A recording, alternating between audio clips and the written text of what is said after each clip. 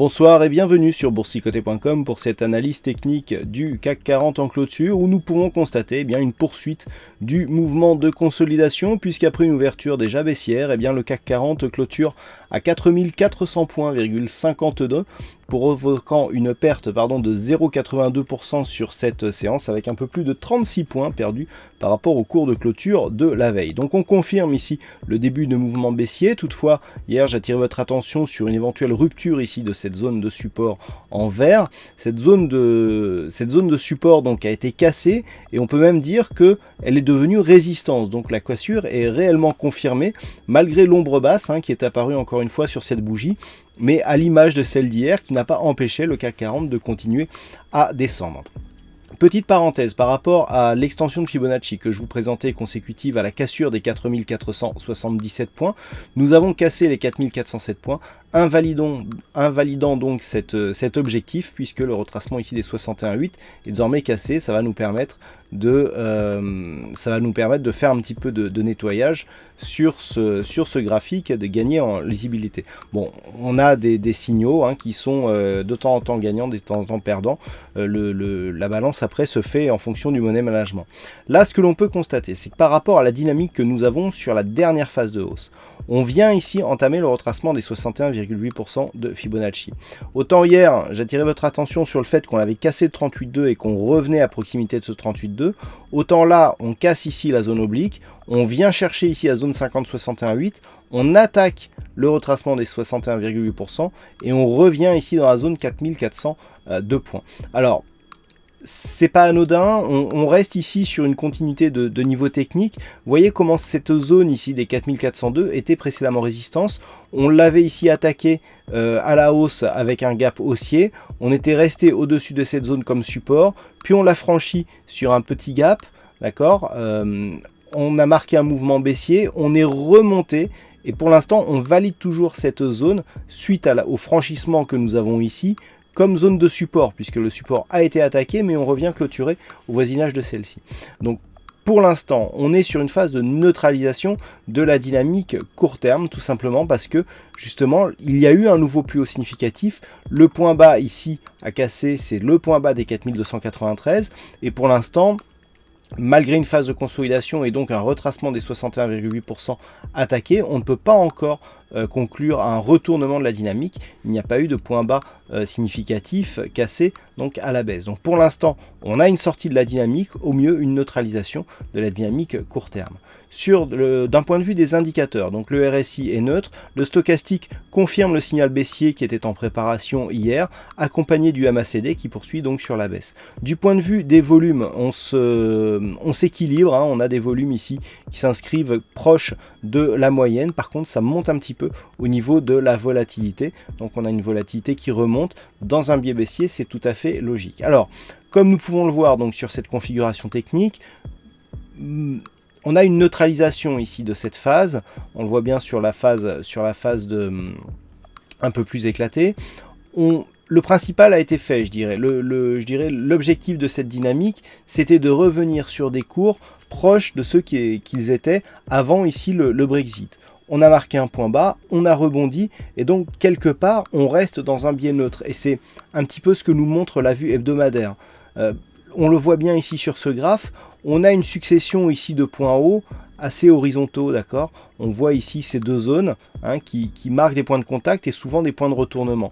Et puis on a la même chose vers le bas. On a ici cette zone de points bas qui est très proche et une zone secondaire ici sur cette phase. Et au milieu, on a diverses oscillations en fonction ici d'une attaque d'une première zone horizontale, on se retourne assez rapidement sur la seconde, ou alors on vient directement se retourner sur la seconde, comme nous avions eu sur ces cas-là, ou alors sur ces cas-là, sur la phase de support. Donc on a une dynamique, et on le voit bien ici sur cette vue hebdo, d'un point de vue moyen terme qui reste neutre. Et quelque part, le mouvement que nous avons eu cette semaine nous confirme cette neutralité de la dynamique moyen terme. Du point de vue des indicateurs, On a un RSI qui reste neutre, on a un stochastique qui reste haussier. Donc attention, du point de vue hebdo, on n'est peut-être pas fini ici sur cette dynamique haussière. Par contre, attention, on a un MACD qui commence à se retourner. Les signaux du MACD sont assez puissants d'un point de vue hebdo et sont rarement invalidés. Ça peut arriver, mais c'est rare.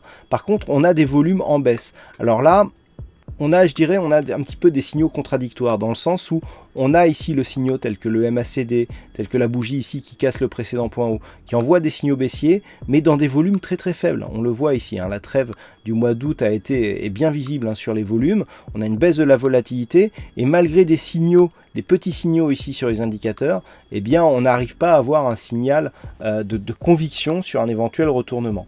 Alors la conviction, elle peut changer. Dans l'éventualité où les cours repasserait ici sous le plus bas de cette séance, à savoir les 4293 points, il y aura un vrai signal de retournement avec cassure d'un point bas significatif. Mais pour l'instant, c'est vraiment neutralisation du biais ici direct, de la dynamique directe par rapport à cette vue hebdomadaire.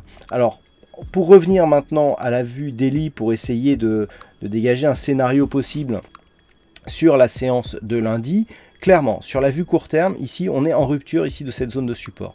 Tant que les cours vont rester ici, au-dessus des 4293 points, sans dépasser les 4528, on aura une neutralisation du biais court terme. C'est seulement sous ces 4293 que la dynamique s'inverserait et que nous pourrions avoir une entrée et donc un signal d'une entrée dans une tendance court terme baissière. Tant que les cours restent ici entre ces deux zones en bleu, eh bien on a une neutralisation de la dynamique court terme et donc du biais actuel. Naturellement, en très court terme et en intraday, on reste sur un biais plutôt baissier.